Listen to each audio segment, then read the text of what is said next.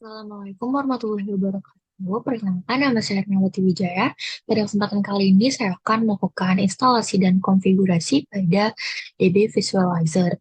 Nah, untuk menginstalnya atau mendownloadnya itu kita bisa melalui website dbvis.com. Berikut merupakan tampilan dari websitenya.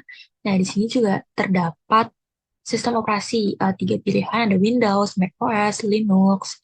Nah, di sini juga terdapat requirement-nya yaitu di mana Windows-nya itu 64 bit, minimal itu Windows 7, lalu di sini juga terdapat Java-nya itu Java 17.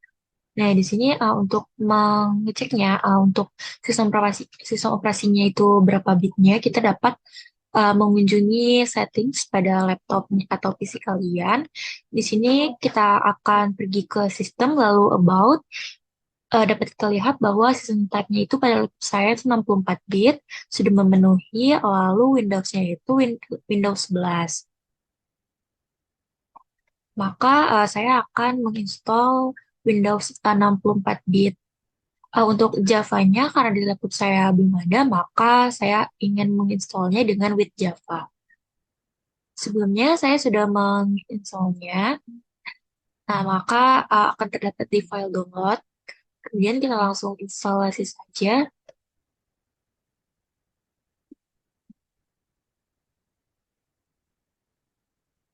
Kita tunggu proses prepare-nya untuk instalasinya.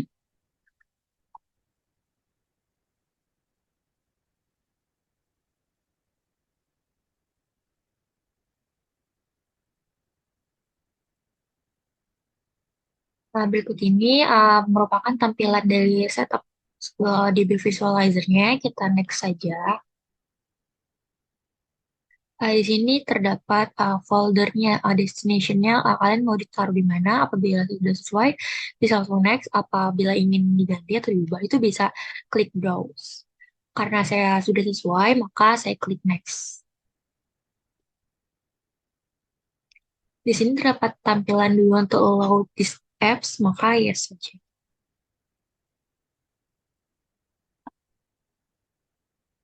Nah, di sini terdapat tampilan untuk start menu foldernya. Ya, ini dicek saja, create a start menu folder. Dari sini DB Visualizer. Kemudian klik next saja. Di sini terdapat tipe datanya, yaitu formatnya itu SQL. Karena sebelumnya memang SQL, maka tetap dicek saja. Di sini apabila kalian ingin meng-create di desktop dan di launch icon, maka checklist dulunya. Karena saya ingin di desktop icon saja, maka saya checklist satu saja.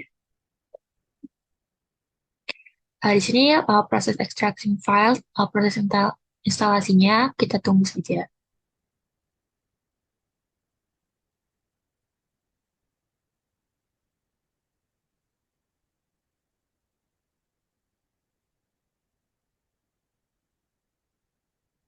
Di sini kita sudah finish setupnya, lalu checklist run DB Visualizer-nya, kemudian finish. Nah, kita tunggu prosesnya sebentar.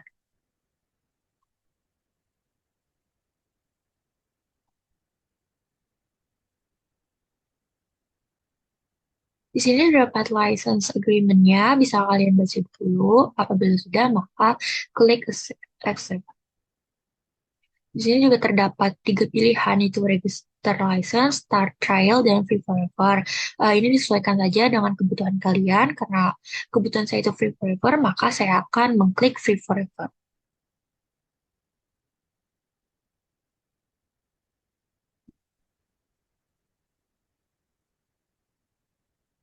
Kita tunggu kembali prosesnya. Nah, di sini sudah terdapat tampilan dari software DB Visualizer sendiri. Untuk pertama-tama kita dapat meng-create a connection-nya.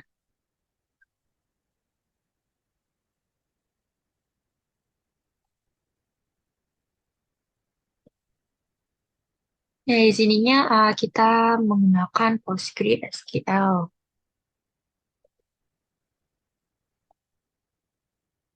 Nah, di sini sudah terdapat tampilannya untuk name database server, database, untuk database user ID dan database passwordnya itu bisa disesuaikan sama yang sebelumnya di Odoo. Untuk mengeceknya, kita dapat ke file, kemudian program file, Odoo, lalu ke server. Maka ada file odoo.conf. Filenya adalah sebagai berikut.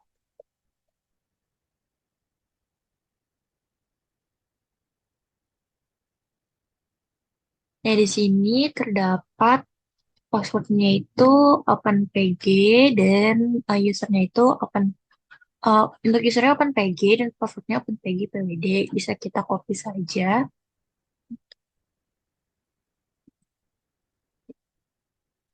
Untuk usernya OpenPG dan passwordnya OpenPG PWD.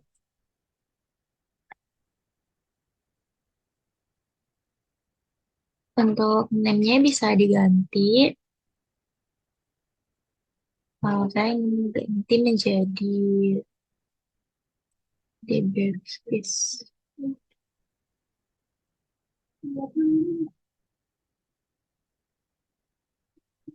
PostgreSQL. Ya, di sini database-nya harus disesuaikan dengan database yang ada di Odoo. Nah, pada saat ini saya akan menggunakan database dengan namanya itu O16 strip dbfish. Bisa kita copy saja.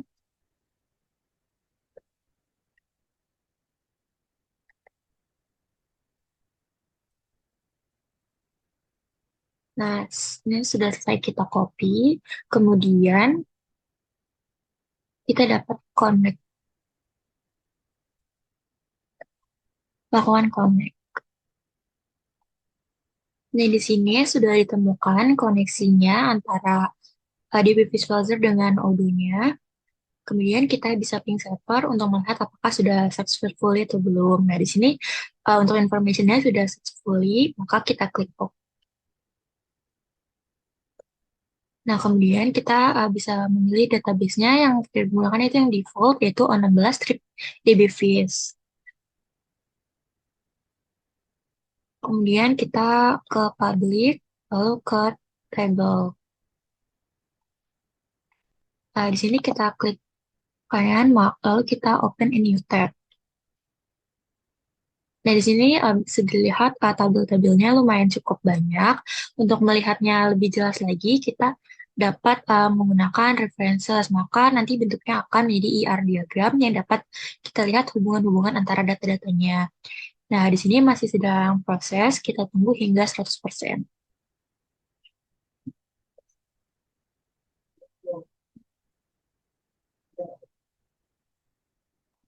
Nah, di sini sudah muncul diagram-diagramnya. Kita dapat melihat hubungan antara data-datanya nanti. Kita tunggu hingga prosesnya selesai.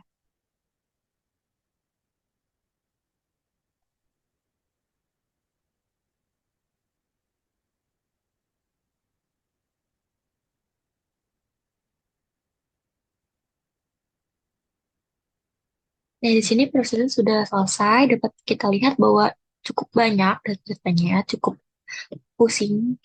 Maka untuk melihat lebih jelasnya lagi, kita dapat menggunakan specific tabel. Nah, di sini karena kita akan gunakan modul sales, maka kita pilih sales order.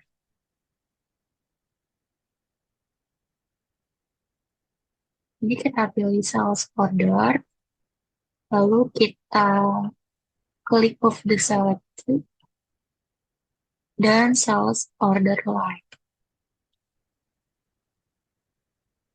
Kemudian kita klik OK. Nah, di sini diagramnya hanya memuat sales order dan sales order line.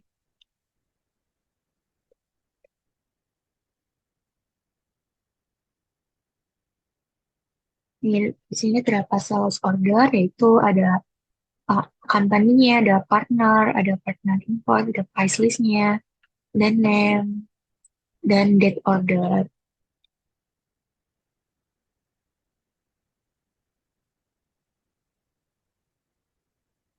Bisa kita lihat di sini juga terdapat sales order line. Ada order ID-nya, dan name, ada produknya apa, unitnya berapa, kemudian ada teksnya juga. Dan kita bisa lihat di tabelnya. Kemudian kita sort sales.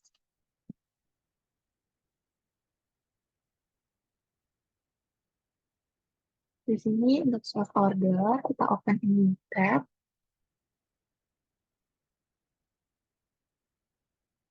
Untuk kita bisa lihat datanya. Kemudian untuk sales order line juga bisa kita lihat. Kita open ini tab. Lalu kemudian ke data.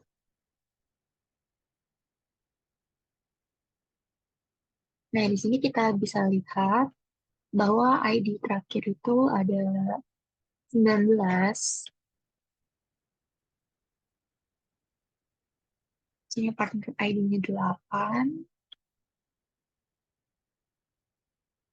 Untuk name itu codenya itu S00, belakangnya 19.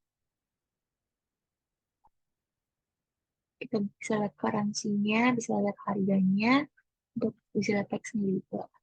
Kemudian di sini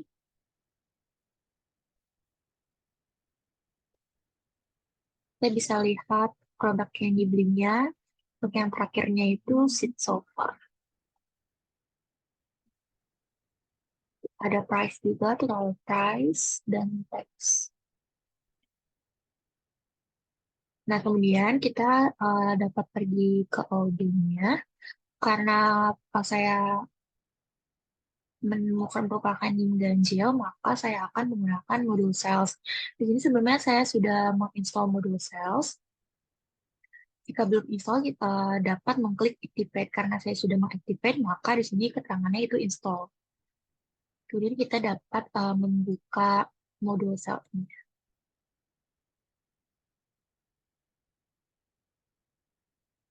Nah, di sini kita dapat membuat new quotation.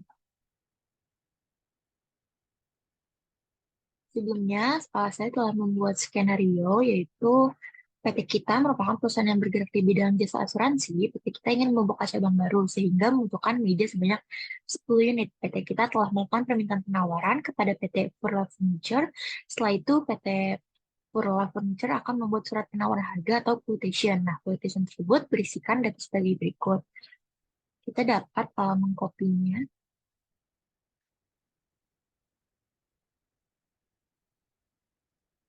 Untuk customer-nya itu PT kita. Karena sebelumnya ada, kita bisa create PT kita. Lalu untuk expiration-nya di sini 5 Juli. Oh, 5 Juli. Untuk payment terms-nya di sini immediate payment. Immediate payment. Kemudian untuk produknya itu meja.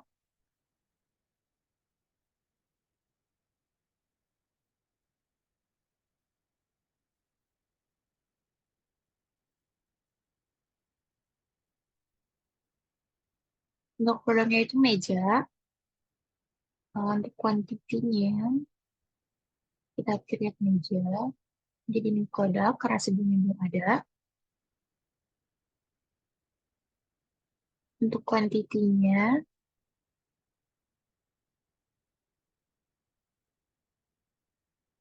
kuantitinya itu sebanyak 10 dengan unit price-nya itu 1.500.000 dan tax-nya 11%. Kuantitinya 10, unit price-nya itu 1.500.000 rupiah, dan tax-nya 11%.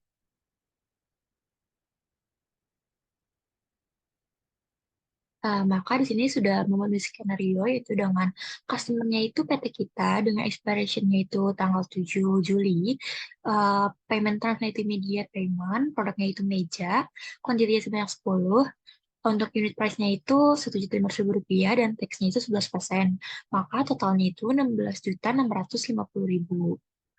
Kemudian kita confirm saja.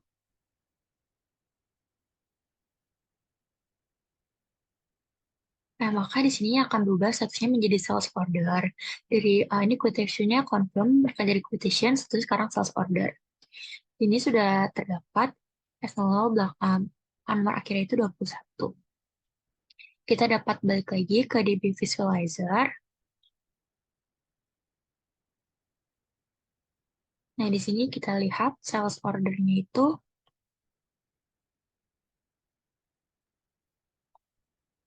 Nah, ini bisa kita refresh terlebih dahulu. Nah, di sini dapat dilihat bahwa yang terakhir itu ID-nya itu 21, sudah sesuai dengan yang tadi kita buat, itu 21. Ini ID-nya 21, kemudian kita lihat ini terdapat S0021, untuk statusnya itu masih itu invoice, dengan validity date-nya itu tanggal 7 Juli, untuk harganya itu 1.500.000, ini sudah tax-nya itu sebesar 11%. Dan kita juga bisa lihat sales order lain di sini. Untuk order ID-nya itu 22, karena pada sales order di sini, untuk order ID yang terbaru itu 22, maka dapat dilihat bahwa nama produknya itu meja, seperti yang kita tulis pada Odoo, dengan kuantiti sebanyak 10, price unitnya itu 1.500.000, dan price totalnya sebesar sekian. Dan terdapat teks juga.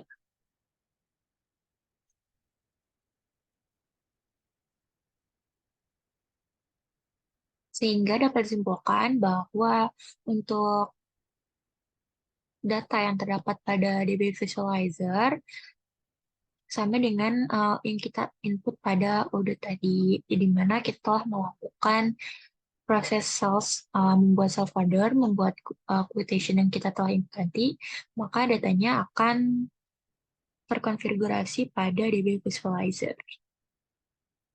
Dan sudah kita lihat juga bahwa order ID-nya sama, nama produknya juga sama sesuai dengan apa yang ada di UDIT. Kita juga dapat melihat DR diagramnya dengan berbagai macam layout-nya. Untuk layout yang kita gunakan sekarang yaitu layout hierarki, kita dapat mengubahnya di sini. Terdapat berbagai macam layout, yaitu organik, seperti berikut, cukup menumpuk. Dia juga bisa ubah menjadi ortogonal, lalu terdapat sirkular, sirkular.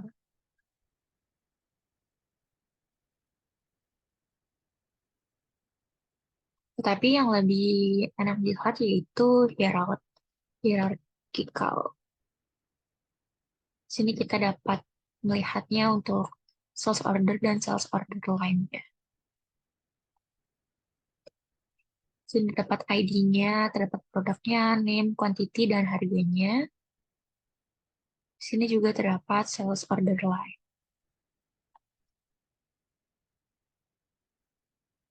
Sekian yang dapat saya sampaikan, kurang lebihnya mohon maaf. Assalamualaikum warahmatullahi wabarakatuh.